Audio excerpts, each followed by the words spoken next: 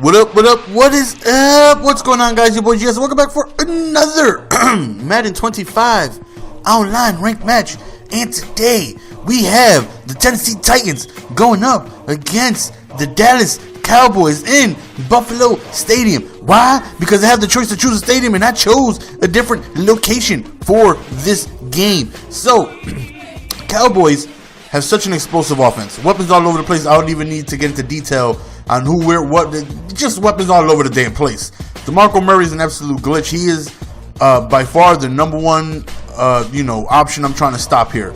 Gotta definitely try and stop DeMarco Murray and try and make him one-dimensional, even though that probably doesn't help too much considering you got Dez Bryant, Miles Austin, Jason Witten, and all these other guys. But all those weapons plus a running DeMarco Murray is just way too much for me to try and handle. He hits me with the screen, and I'm telling you guys, the screen, it's getting more and more popular. I swear, I don't know what it is. I am running across so many screens, and he catches me napping, hits me with the dirtbag move, just a fake field goal. Just snuck me. Good job by him. I definitely wasn't expecting that. So I'm like, okay, he caught me off guard with that one. Good job. So here we are with the ball, and Dallas, in terms of Madden, definitely has a very good, productive defense as well. And I, mainly have one big weapon, which is CJ2K, and I'm trying to give the ball to him as much as possible, trying to get him loose, trying to get them hammies all nice and warmed up. And we hit the outside, and we got people dolphin diving, looking like fish out of water. And as long as that running game is productive, I'm definitely going to be, productive myself as far as constructing this offense. So we get tackled in the backfield right there, 2nd and 12. We're looking, and we end up finding the slant route was right, getting ourselves a first down. His defense was one that I've never really seen before. Or is it the next game? I don't know, man. I play so many games, edit so many games. There's one of the games. All right, I'll find out in a second if this is the game I'm talking about. Right here, Jake Locker gets injured, and he's gone for the game. Done. One running play, he is gone. So now I'm like, great, I lose a very good weapon at quarterback. Right there, he just comes screaming off the edge manually and gets me. Everybody was open, but I think he did a run commit. And on top of that, he manually came in, did the Superman hope for dive, and ended up catching an ankle. So turnover on downs right here. We would definitely love to hopefully be able to get the ball back, because going down 2 scores is not, something I prefer to do. Right here, we stop him with the QB sneak, but we were offside, so he ends up picking up the first down anyway. So right here, he's standing in the pocket. We send a little bit of dual edge right there, and we get a sack, which is big, forcing a 2nd and 17. Right here, he rolls out, he's running, and we end up forcing the pressure, and don't test the user. He is so disrespectful. Whoops, excuse me, son, I got touchdown to score. He's the third side. He's so disrespectful, though. And we end up scoring a touchdown. Wait a minute. Look who's hurt. Look who's hurt. That is right. It is Tony Romo. You hurt my quarterback. I'm going to hurt yours. So we go for the extra point. I really don't feel like it's necessary to go for 2 at this point. And Tony Romo is out for the game with the exact same injury. A bruised sternum. Who would have thunk? Both starting QBs gone for the game due to bruised sternums. Who would have thunk? So we both got our backups in, and it's not looking good. But I feel like my quarterback is more valuable than than Romo is. Let me rephrase that. I feel like my quarterback is more valuable to me than his is to him, due to the fact that Locker has 83 speed, and he is a monster in the running game. He's a very big dual threat, being able to run, being able to do read options and QB raps, and he definitely just gives me another element of the game where I'm unable to utilize. Tony Romo isn't the most mobile quarterback in the world, so he's pretty much a pocket passer. So either way, no matter what quarterback he has in there, he's going to do the same thing, stand in the pocket and throw the monsters. Right, he goes deep up top, play it safe, just swat that down. He went for it on 4th and 24. Now that's tough to get. Of course, everybody goes for it on 4th down at the level I'm playing in online, but 4th and 24, I probably would have punted that. That's very, very difficult to get.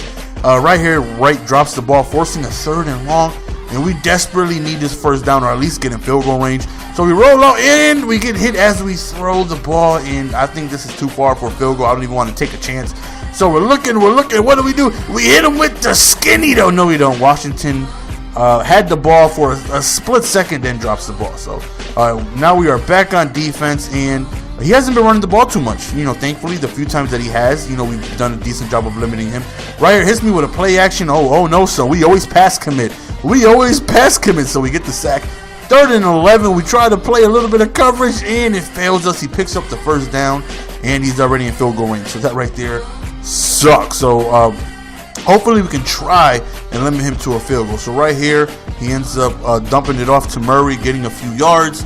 And, again, he hits me with the screenplay, and notice that right there. He will come out and split back, call a screen, and then dump it off to Witten very quickly. Because as a user, when you see a screenplay, it's just natural reactions. It's very tough not to just run over to that side of the field once you see the blocker is trying. Oh, no, we pass commit, young blood. We pass commit. That, I don't know, man. The play actions don't work against me too often unless the block gets picked up. But right here, he ends up throwing right into coverage again. And I'm sorry, son, but no for you. Give it to me, baby. 2-piece. That right there was such a huge turnover due to the fact that it stopped him from scoring a field goal. It would have been 4th down. Most likely, he would have settled for a field goal. And this is a very tough defensive matchup. We're going into halftime. I'm down by 1, and we're both struggling to move the ball offensively. And then he does this. This way, I hate the behind people who DC. This is the second most thing that I hate. I don't know why. It's really unexplainable how much this gets under my skin. I really feel like you're spoiling a good, well-played game. I see this in automatic, like the respect that I have for my opponent immediately goes out the window. Immediately, don't even think twice about it. I have zero respect for you at this point. Why? I mean, I would understand if I'm up right here, just a very bad throw. I seen him lurking and I threw it anyways. I do that way too often, that tunnel vision, man. I mean, he does a fullback dive and then remember the split back? Remember that? Remember how he always likes to go to Witten from the split back? Oh, not this time. We cut it off. And I'm sorry, son, but another interception. We end up going for 2 and we end up converting, going up 15-8. So like I was saying, it just really gets under my skin because we were both doing ass on offense, but we're both doing well defensively. It's a chess match. We're both going back and forth. We both have a very good defensive game. The score is 8-7 going into halftime. That lets you know how poorly we are doing on offense, but more importantly, how well we are doing on defense. We're both going back and forth, and then you come out in an onside kick in a desperation move to get the ball back when I really don't understand and see why. Now, there's situations where I'm up 28-7 in halftime. I get ball back and they want an onside kick. I understand, because at that point, 28 points by halftime, I'm probably moving the ball, very prolifically. I'm probably doing offense-wise very well, and he feels like he can't stop me, and he needs a desperation move to get back in the game. But if you're down by, you're up by 1 point, and yet you still try to onside, it just really gets under my skin. Please leave in the comment section what do you guys think as we hit him with the dual edge. Not what you guys think about the dual edge, even though that dual edge was sexy. He decides to go for it really quick on 4th down, and we end up getting an interception, and he ends up quitting. So, and again, I don't even know why, because I scored twice, and both of them were on defense. So, I guess just out of pure frustration, he quits. And I sent him a message out of pure frustration myself. Let me know what do you guys think about people doing that type of thing. You got a good game going on. You're getting ball back at halftime, and you do an onside kick up 1. Why? What's the logic? Let me know if that bothers you, if it gets under your skin. Let me know if you just don't care. Some people might just be like, who cares? I get the ball back at the 40 anyways. But to me, it's the principle of the thing. We're both having a very, to me, good game. Even though it's only 8-1, gameplay-wise, it's a good game. We're both going back and forth, and, we're both playing well defensively, and we're just waiting for that, big mistake on offense. We're going back and forth, and then at halftime, okay, man, damn, I only got 7 points, man. I can't believe this, but I only held him to 8. I can't believe this. And he comes on onside kick. Let me know if you guys do that, if anybody would be like, hey, I understand why he kicked an onside kick. Let me know why you would kick an onside kick in that situation. And again, does that get under your skin? Does that bother you to me, it pisses me off. I don't know why. It really gets under my skin. And I know he wanted those skill points so bad because he came on an onside kick. Now, I know me calling him a scrub isn't the right thing to call him. He's not a scrub. You know, I played him, obviously. I would say, you know, he's a good player.